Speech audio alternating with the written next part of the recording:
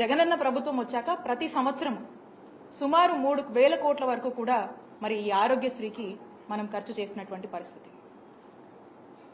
అలాగే మీరు చూసినట్టయితే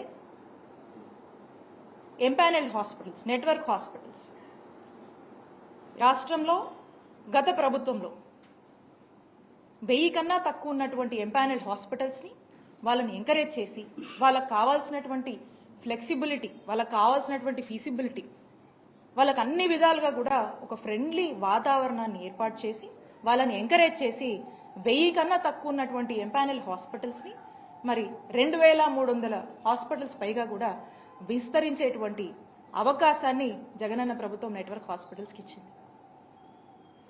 మరి ఈ రోజున మనం చూస్తున్నట్టయితే